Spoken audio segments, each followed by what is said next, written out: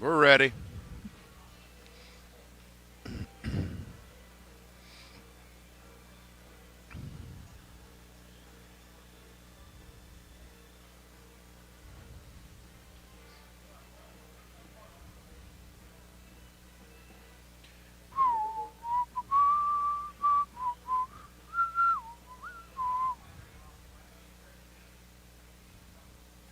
You better hurry.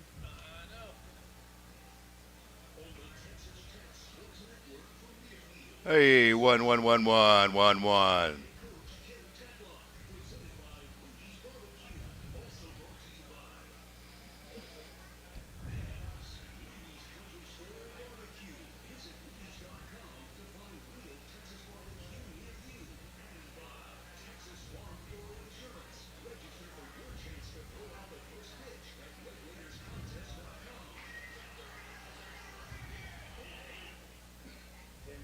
Okay.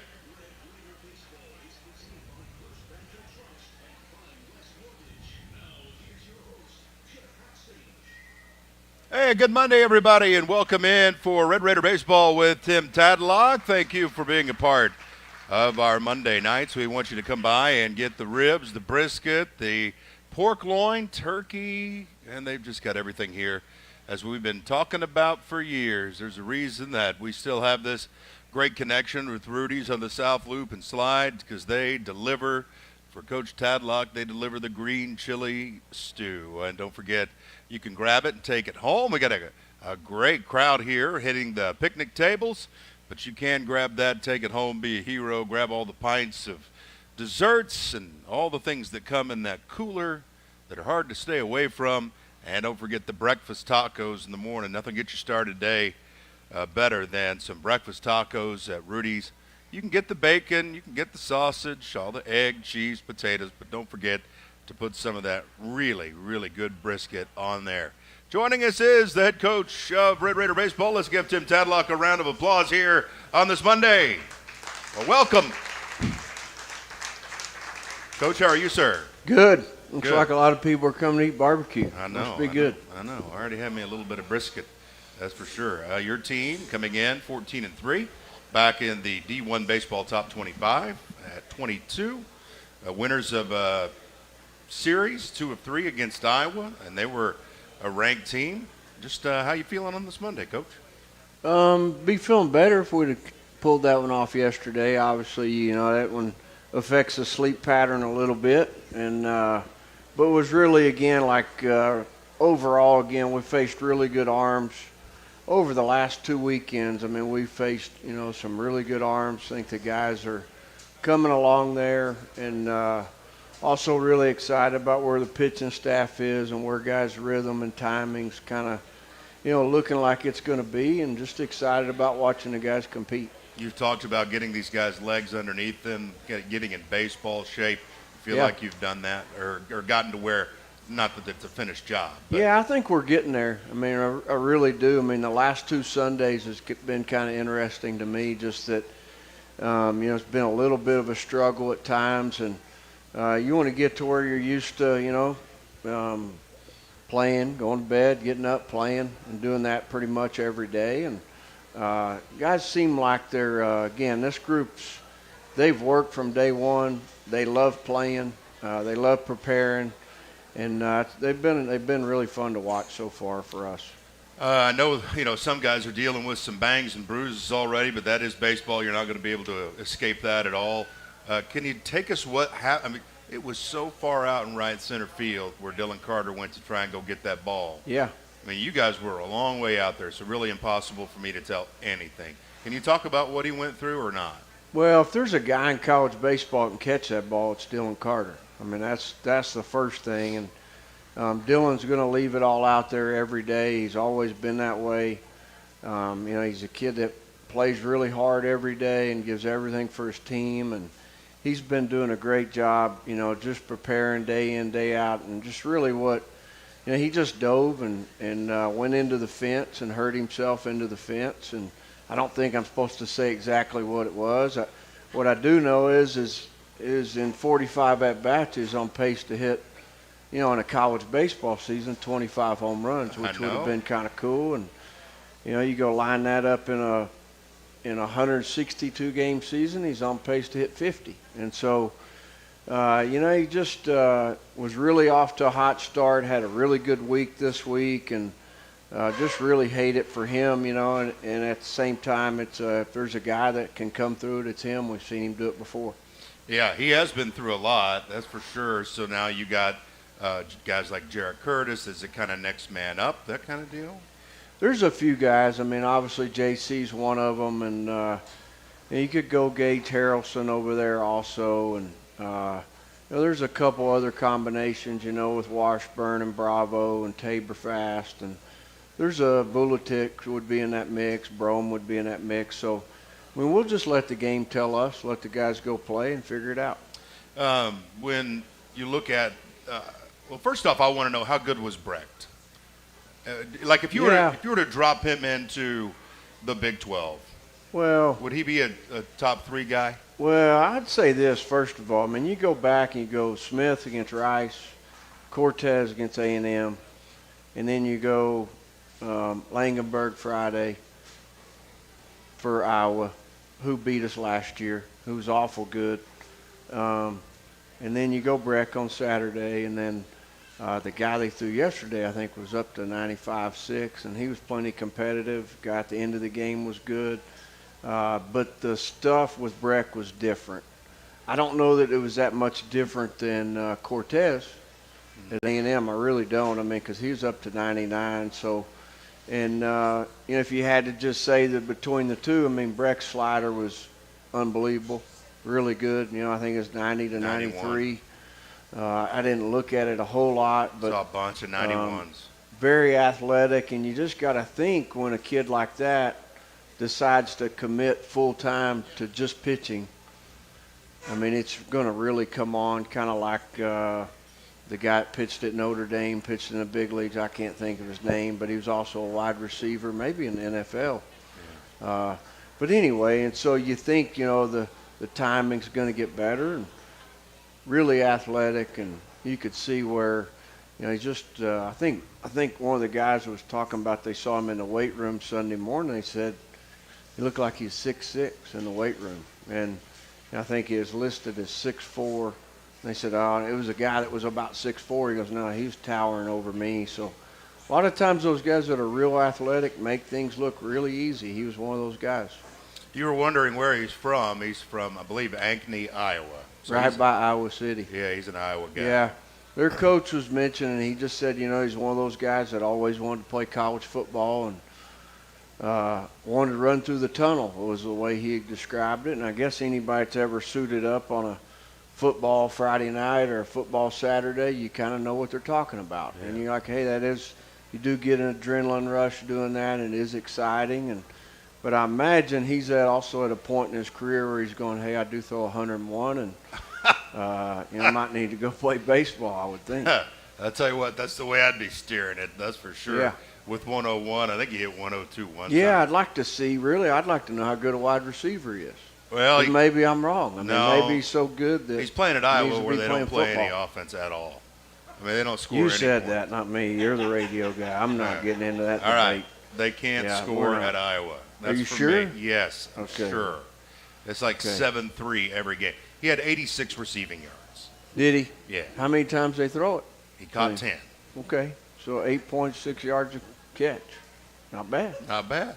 Yeah, maybe no touchdowns though. Yeah. They don't score points. Yeah, well, you said it again. I'm not the football guy. So. That's great. Yeah. So just maybe you should play quarterback. He's got a cannon. Yeah. I mean, he's got a cannon. But I was wondering, I was like, when's the previous time? Because we had a couple previous times, okay, for me, and they both involved McMillan. Okay, yeah. So Gavin Cash over the scoreboard. Yep.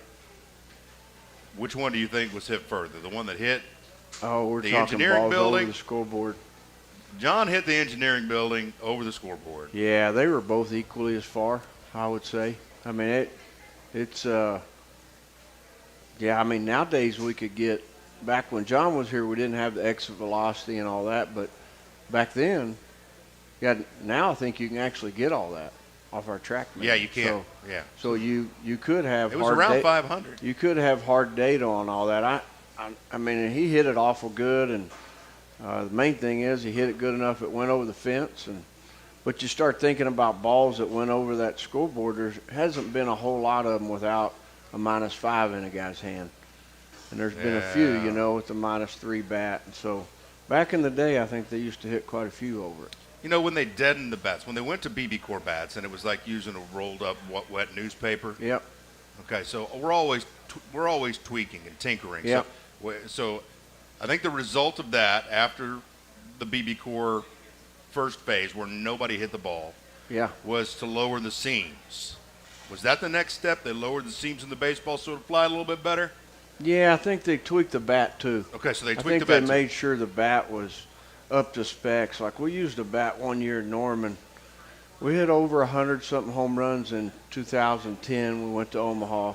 In 2011, we stayed with the Nike bat, and they ended up saying at the end of the year the bat wasn't up to specs. And like we didn't, with the Big 12 Player of the Year back, and he kept hitting it, and he ended up drawing a circle on his bat where he thought the sweet spot was. And it wasn't where it was normally. He's like, I'm going to try to hit it right here.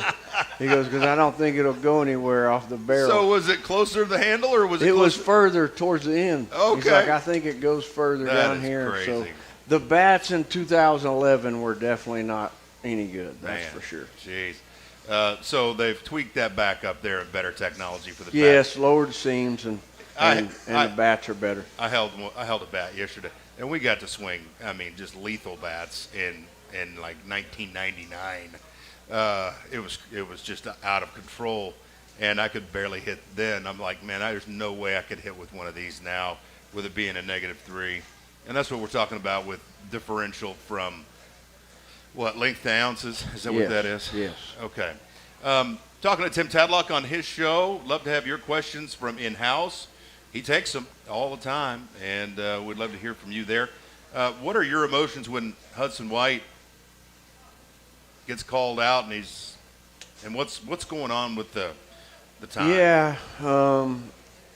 So my emotions are like goes back to my childhood and a guy calling a foul in the driveway. It's like, you know, and you just don't call fouls in the driveway. I just don't think you're talking about hoops. Yeah, like, hey, if we're going to go back there and play 21, like, let's play. And, like, once you're 1 point away, I can do whatever I want to you. Can't call foul. To keep you from scoring. And, you know, in our neighborhood, you just didn't do that. And if you did, you know, it wasn't going to be good. I mean, you just got over in the grass and rolled around for a while until – or, you know, you didn't get to play anymore. Like, you were the guy that, like, hey, man, we don't really want to play with you. Yeah, like, man, you call too many fouls. Like, you're always saying it's a foul. And, like, we're just trying to tackle you. That's all we're trying to do.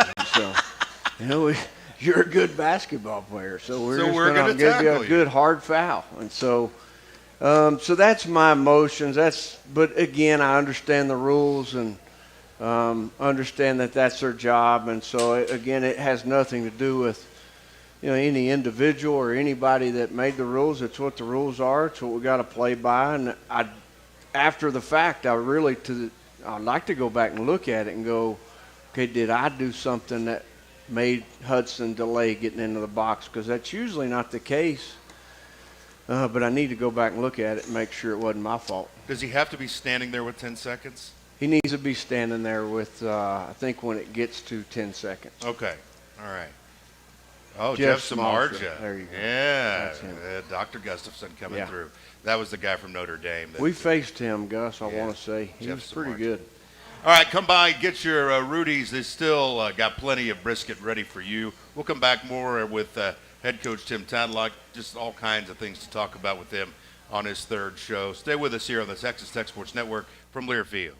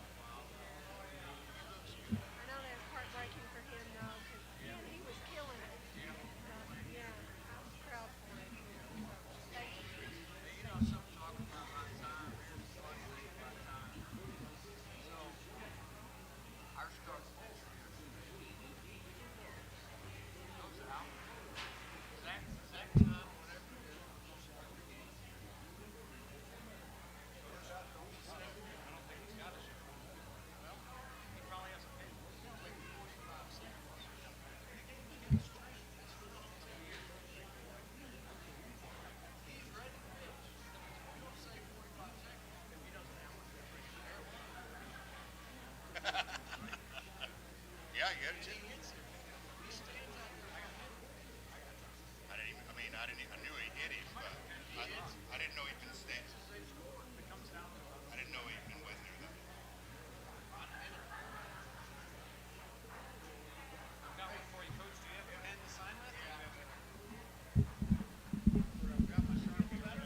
Yeah. It's still not. Huh? No. It was bad. It was bad. Yeah. Like, when I take this sock off, it still looks like an hourglass.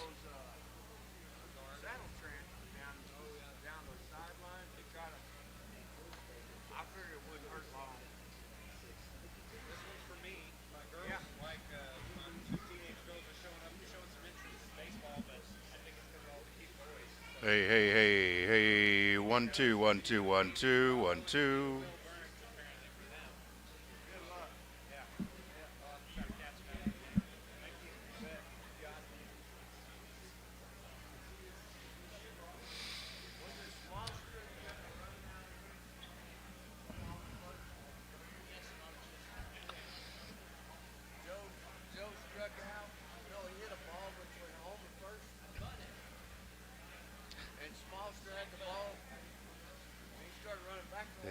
Yeah.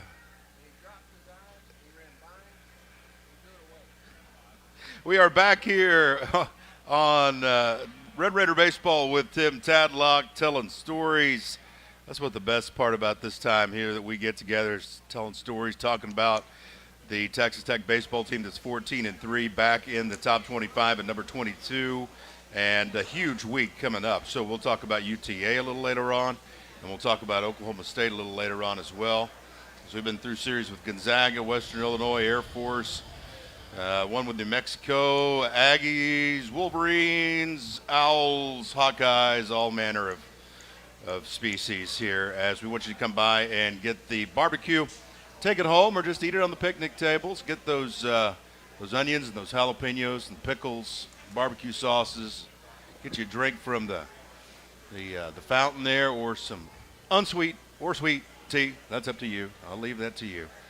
As Tim Tadlock is with us here again. Will Burns went out of the game early. I can't even remember which one. Saturday? Yep. And then so at the end of the game on Sunday, McGar's playing short. Yep. Can you give us any idea what happened to Will? He just wasn't feeling right through the weekend, and so needed to come out of the game Saturday and wasn't ready to go on Sunday. And so McGar got an opportunity to go play short, and really felt confident about that. Really felt like Cade handled the defensive side of the ball the weekend before as good as anybody, and played with really good pace. And it was really it's kind of surprising, this week, making a couple miscues, but it happens. They're physical errors, and he'll bounce back from it. Did you think he went after it as hard as he could after the ball went into left field? I do. I think it's real easy to say he didn't.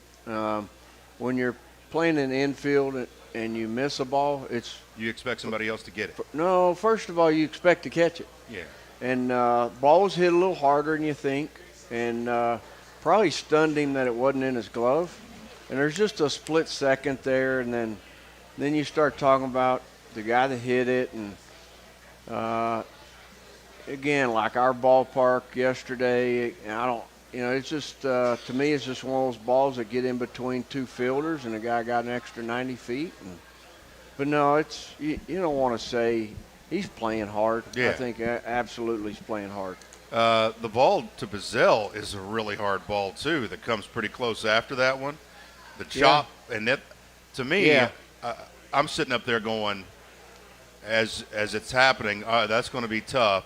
Because and I don't know where it exactly landed, but it could hit all four corners of a bag. It could hit a side. I mean, it just looked like it landed. So now you're trying to come get a short hop off a ball that you don't know where it's going to bounce. And to me, that was a tough one. So you're saying it hit the base? I don't think it hit the base, but as it's happening and you're coming up charging the ball, you're thinking it could hit any corner of this thing or completely miss it. That's a tough one. Yeah. I mean, it wasn't a routine play for sure, and I hadn't even really thought about it. I mean, it wasn't a routine play, and it's a play that if you do make, it's probably a bonus. Yeah. Do you think guys like Tracer Lopez gather some confidence coming out of this weekend? Because that was a big hit that he got that rolled all the way out to the wall. Yeah, you got, as what I'm saying, you got young guys that look like they're on the improvement. Yeah, I think all those guys. I think Tracer, first of all, is a very confident young man, and I think the more he plays, the better he's going to get. You could say the same thing about all of them. Will Burns played awful good on Friday night. Had double and a triple, played good defense, and so both those guys are going to be really special baseball players. And really, the simplest things, just keep it simple. I mean, I think we all probably saw the 16-year-old catching for the Padres yesterday, and in a big league spring training game. And the cool thing about our game is it is a game, and it is just baseball. And there's a lot of people that, there's a lot of kids on our team that can really play it at a high level. And it's just a matter of them going out and trusting what they've always done and doing it. You think Gurton's going to get that control going? I tell you, I just watched his start against Rice literally within the last couple hours. Watched it a couple times, and he was a lot better than the line score was that week. I'm not sure he wasn't this past week. To me, Gurton is way too good an athlete for it not to come. And again, like it was there at Minute Maid. It was fine. I think it's very natural to have maybe a setback after that weekend, just because everybody kind of builds up towards playing in a big league ballpark and all that stuff. And the guy he matched up against, Smith, for Rice, he had as good a command that night as anybody will see. I really think that. And so, and the stuff was really good. And so, I don't have any doubt Brendan Gurton's going to be, great before it's all said and done. Been happy with Molina?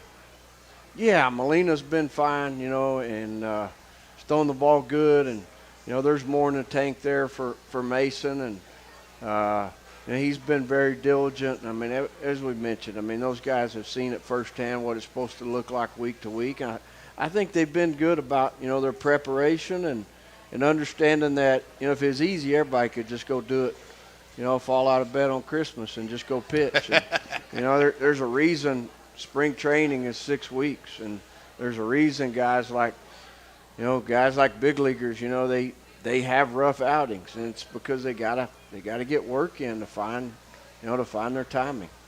Talking to Tim Tadlock on his show. I'll give you a few of these before we hit another break. This is from David. How many walk-on players do you have on the team this year, if any? Yeah, and so we roughly have between 10 and 12. Right there. Do you do a try? It seems like everybody does a tryout, right? Really since COVID we haven't done it. You haven't? No, because our numbers have been we started the year with roughly 46, 47 guys, and you had to get it to 39 guys. And some things, obviously things happen where that works out, and so there wasn't any need to. When there's guys already in your program here, there wasn't any need to have what you would call a walk-on tryout. Kim asks, as a coach of the Big 12, what odds do you give your team to win the Big 12 this year?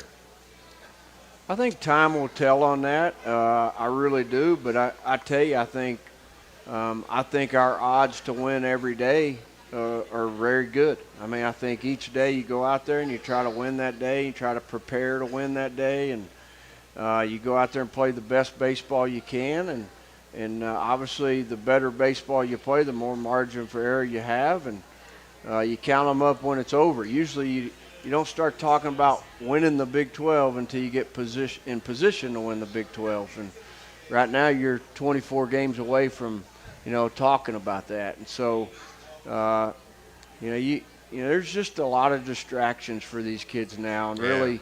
What I think we've really liked about this group so far is just their day-to-day has been really good, and they enjoy playing baseball, enjoy enjoy preparing. Yeah, I've had fun going down there, just watching BP and watch them move from place to place. I've had my son a little bit with me, and I say, hey, watch Dylan. Watch how he moves from place to place. Yeah. Watch how these guys handle their business. We're an hour and 45, hour and 50 minutes away from when we're going to be really playing, but this is all part of it. This is look at how these guys move from place to place and how they carry themselves, and it's important. That's a really good question, what the odds are and all that stuff. But I mean, generally in my time, we'd much rather do it than talk about it. So it is going to be really interesting, though. And when you think about getting through, we've got 6:30 tomorrow with UT Arlington, then 2 o'clock with UT Arlington on Wednesday, Oklahoma State at Texas, TCU at home, then a little break, then at the Sooners. So it's going to get going in a hurry. Give it if you have a question out there or you're not in the house, hit us up at Guns Up Radio on Twitter. I'll get that relayed to the coach, and we'll talk about a lot more, just a lot more going on here about halfway through the Red Raider Baseball with Tim Tadlock. We'll take a break on the Texas Tech Sports Network from Learfield.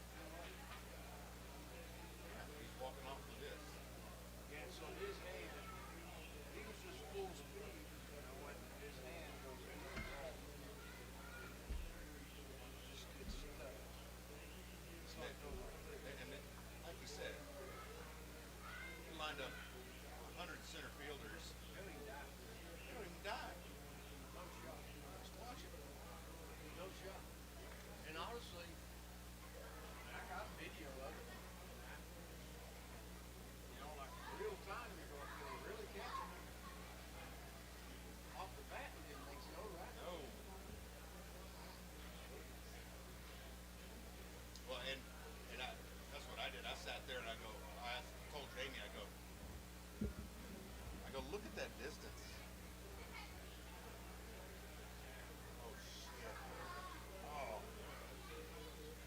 He's pretty close. Golly.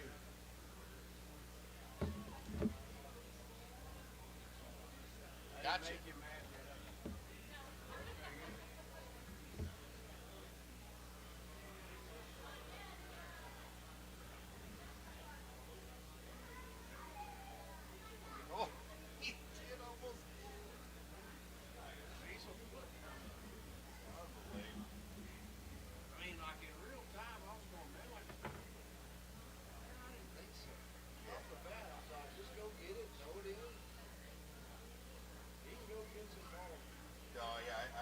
I did not give him any chance. Matter of fact, I thought right off the bat, Wright was going to have a chance to catch it to be a sac fly. But then it just, I don't know, just started carrying and went right between them. I'm excited for Jared. Yeah? He needs to play. Yeah.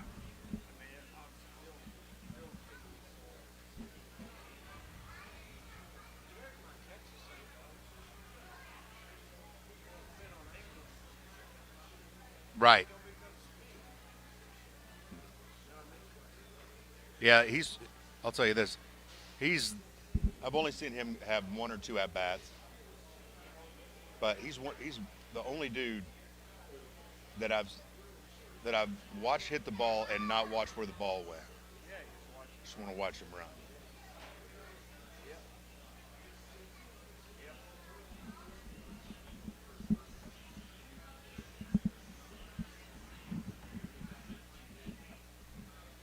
ready.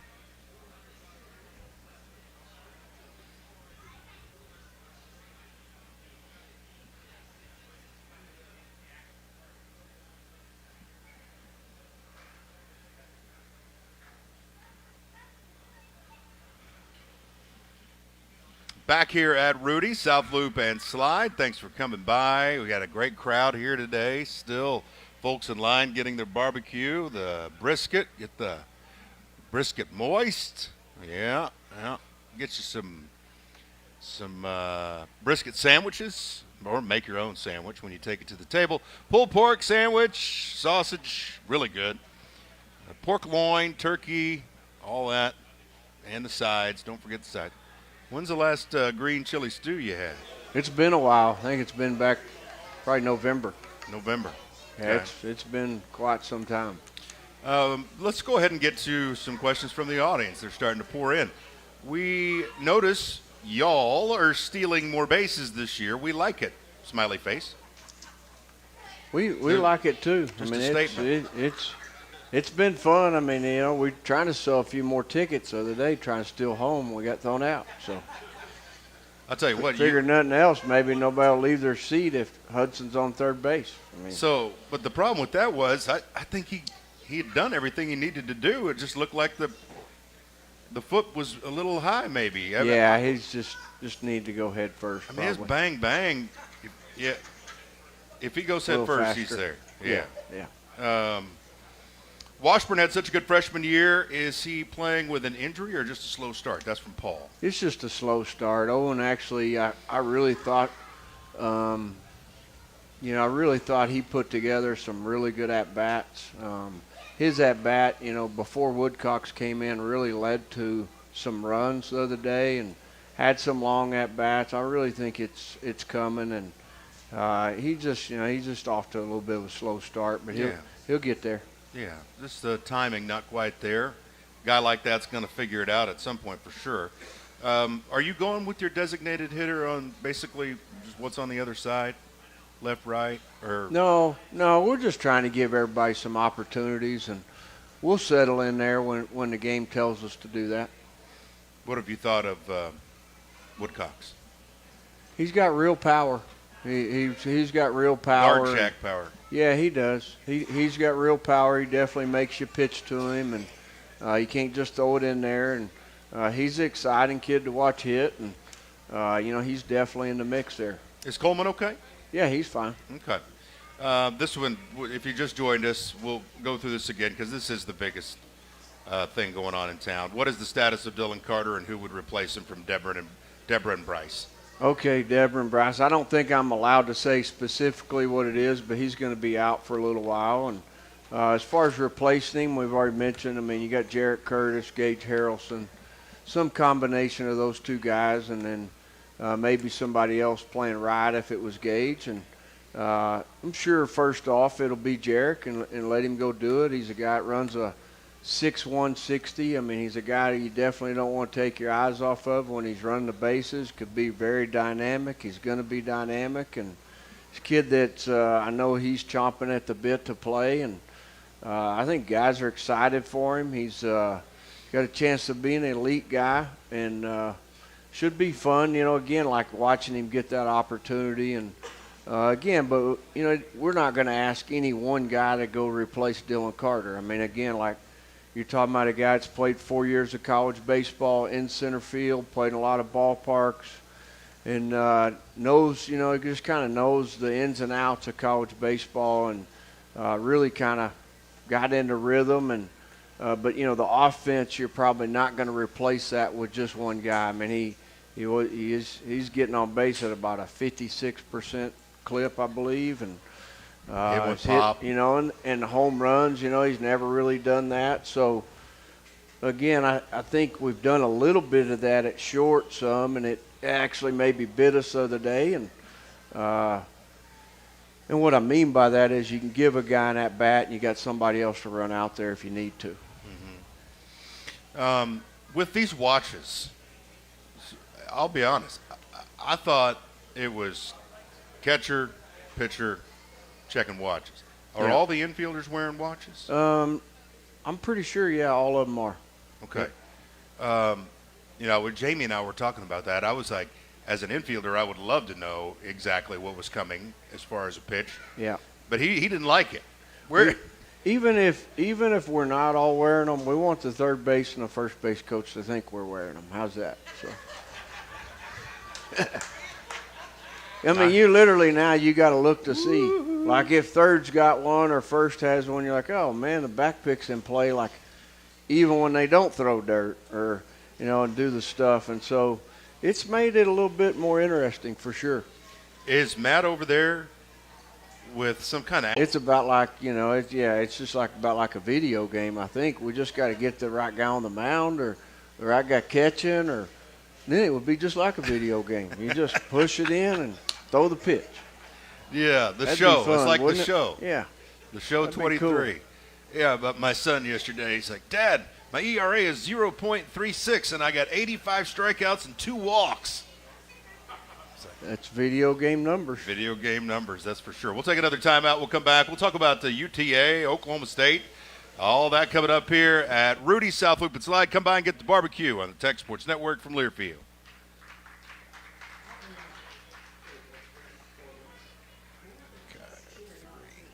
So, all right, let me tell you, we'll be back at 41.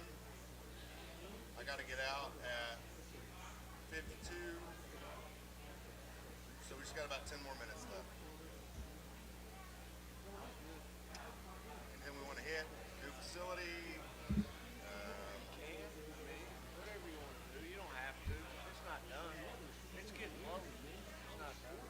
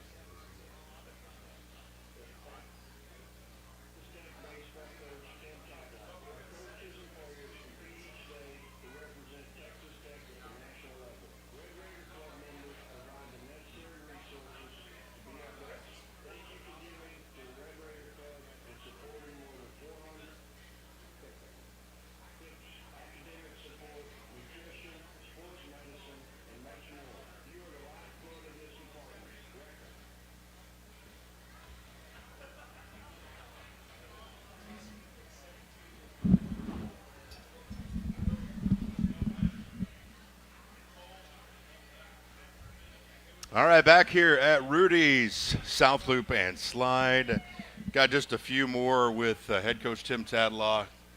Well, it's a great crowd today.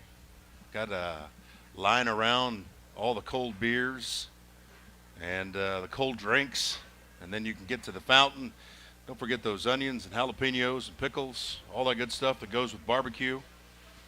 Coach, I had a little Kansas City barbecue, I got to tell you, okay, because went up to Kansas City for the Big 12 tournament. Yeah. Not the same. It's good, but it is not close.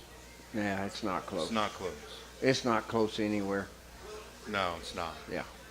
Have you done the whole, Memphis ribs and Carolina pork and all that? Sure. Yeah. I've tried. It's good. Yeah. Yeah, it's not the same, though. It is not the same. Do have this question here that snuck in on me. Whose retired name, along with Bryant and others, would you like to see in the stadium next? That's from Bob. Oh, golly. That Tough one. probably could get me in trouble. Golly. So you got Clint Bryant, you got Larry Hayes, you got Cal Seegers, correct? Correct. Yeah. Eric Gutierrez would be a good one. It seems like. What do y'all think me. about Goot? Yeah. Should it be up there? It'd be a good one. Obviously, there's a lot of good players though between Clint Bryant and Eric Gutierrez. I would think, in that time frame, I'd have to go back and see who would warrant putting their name on the stadium, and so. But those are some good ones that are up there for sure. Did you ever hear the story about me destroying Clint Bryant's interview? No. So it's my first year, and I'm using some pretty ancient technology to do my interview recording. Yep. So I hand this recorder to Jamie. Jamie does 12 minutes with Clint Bryant. Yeah. We're going to play it in between the doubleheader. I deleted it. Yeah, that's not good. You kind of got me thinking about that. You could throw Tomlin in that mix. Josh Tomlin. There's been a bunch of guys. I'm still thinking back of retired jerseys. A.J. Ramos would be a good one. Estacada boy comes back in town every now and then. There's been some good ones. I walked into your little side office there in the clubhouse. And sitting down was Ray Hayward. And sitting down was Cam Warren. Yeah. And Eric Gutierrez was up. I was like, man, I don't think I can hang out in here. Yeah, you can. Those guys are good guys. There's some heavy hitters in here now. I love every one of them. And Ray's in the house, and that's great. You bet. How's the facility coming along? It's good. It's good. The thing goes a ways down there, doesn't it? Yeah, it does. It's looking better and better each day, and it looks more and more like we got a chance to really be completed by, I would say mid-April, maybe the end of April. So I haven't really asked them. I know at one point they said April, but I don't know about that. You think you might get in it this year? We're not anticipating doing that, no. Okay, just stay with what you got. Yeah. Because if you walk in the way that you normally do, you go in there in between if you're on your way to the batting cage, the indoor batting cages, and you walk in there, you can't tell anything else is going on. It looks exactly the same. Right. UTA coming up. What are you going to try to be getting accomplished with the Mavericks of UT Arlington Tuesday and Wednesday, besides getting a win and scoring more runs? Well, you just want to go out and play the best brand of baseball you can. You want each guy to get a little bit better each day. UTA will present a good challenge for us. I think they went over to Fort Worth last week on a Tuesday and beat TCU. I think they had some good games against Tarleton this weekend, and so they'll present a good challenge for us. They'll be excited about playing. They got a new staff over there. Clay Van Hook's the head coach there now. He was the third base coach at Oklahoma last year, and Mike Taylor's been doing this a long time.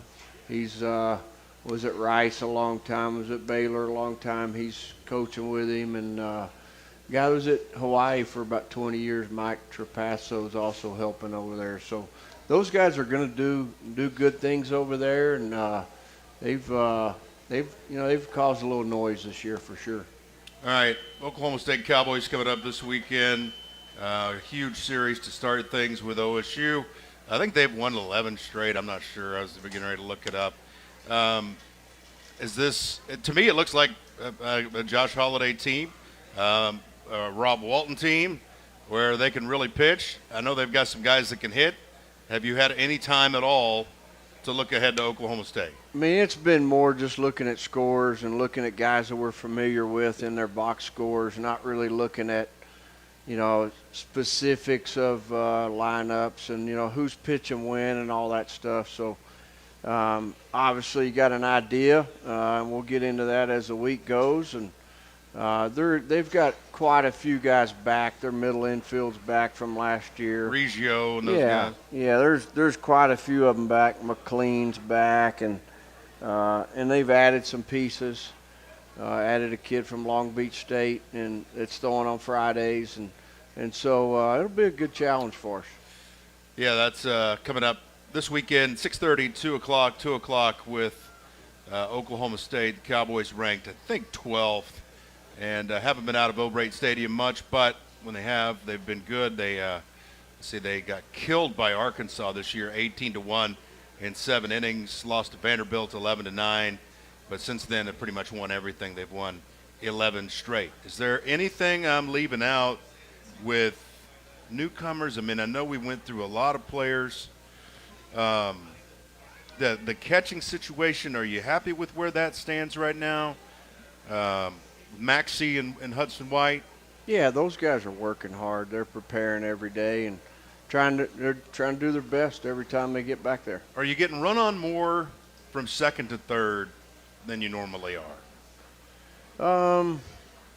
Here recently, it seems like, you might say that. I don't really know the answer to that. Or I do know the answer. It's been more with 2 outs than you would ever see it in a baseball game. And part of that's us making a decision to play defense and have depth over holding the runner with 2 outs. And part of it's also maybe not stopping guys' feet. And the other day, I think it was created because we picked, and I think there's so much information out there now that people don't think you'll pick 2 times in a row, for instance, and they'll just take the base based on the analytics, and also maybe based on being safe. I mean, obviously you don't want to run if you're not going to be safe. Could you tell the story on Harrelson and his swipe a home? Because we talked a little bit 2 days ago, I think, on our pregame show, but could you tell these folks about how he did it? Yeah, it was more just like playing in the sandlot. It was more a deal where, kid saw 90 feet and really didn't have time to ask anybody and went and got 90 feet. And he had said it maybe the night before. He was standing over, he goes, "Hey, I think I can get it on the catcher." And I was kind of like, I just let him hit. And whatever day that was, it was Saturday. Now we did put a big emphasis, just hey, if you can get 90 feet against this guy, we need to get it, and they knew that. And but no, that's Gage just being a baseball player and running. And the only thing we probably should have done is taken his phone away from him right after the game until the game the next day. So you just think about all the text messages and the times he probably watched that play on Twitter. You're going, hey man, you probably should have went to bed and got ready to go the next day. So. That's the things we fight in this day and age. So if you don't think about that until Monday night. Okay, and that's impossible, right? So what's impossible? No, you could. All right, we're just gonna cancel your Twitter account till Monday. Yeah. Distractions. Yeah, distractions. I tell you what, you got like 3 minutes left. You would need 30 to list players today distractions. No, he's going to be just fine. Again, like he had good at-bats on Sunday and had nothing to do with it. Their pitcher threw the ball really well. They played really well. And but no, it's really fun coaching guys, that when, they can go get a base, they need to go get a base, and he can do that. And, it had an impact on that game, I thought, for sure. Yeah, it did. It jumped you out front. And again, at that point, we're all sitting up there going, man, this thing's going to be 1-0, 2-1, 3-2. You need every one of these you can get, and then you have a nice little explosion there with the home runs late, popping those over, I think, right field with Cash. And somebody else hit a bomb, too. Maxie. How's he been? What do you mean, how's he been? How's he been? Probably wants to play. There's only so many spots. Yeah. He's you need a Red Raider A team, Red Raider A2 team. Yeah, he's ready to get in there for sure.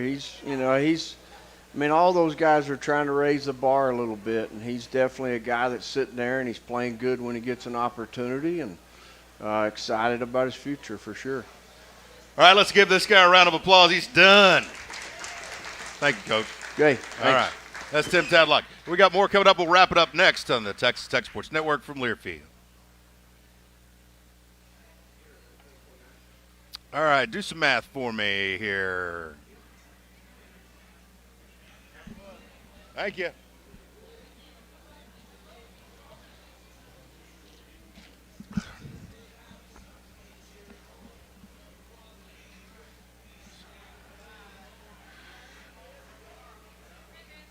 Are y'all still playing hoops, or did you get beat out?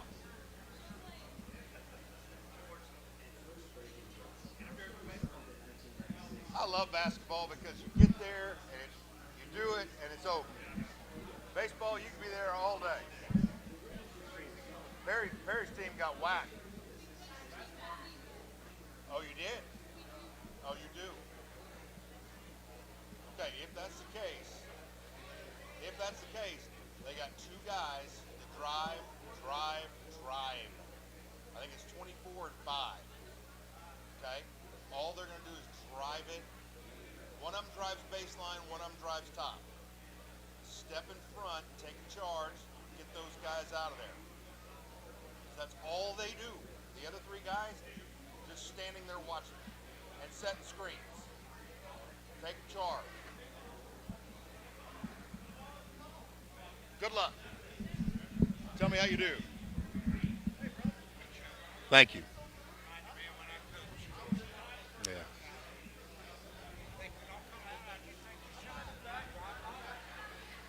Yeah.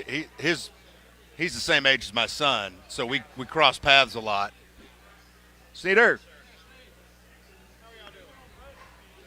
So he said he's playing the team that beat my son's team. And should. Now. See ya.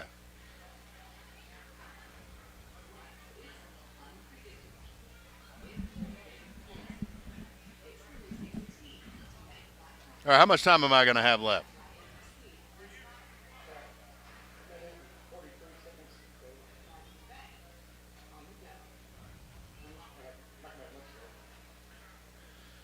Okay. I got 30 seconds once it starts, right?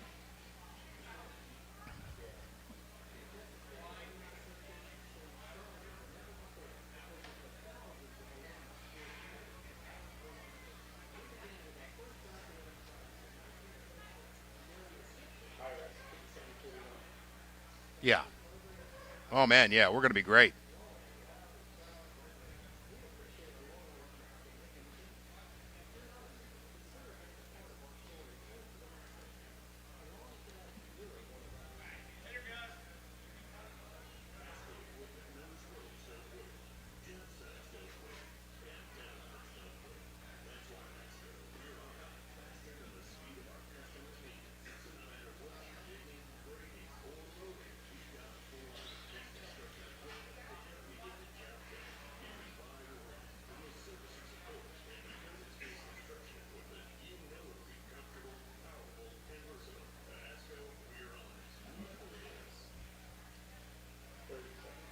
Okay. Whew, I barely made it. I think he's going to fire pretty much when you cut me back.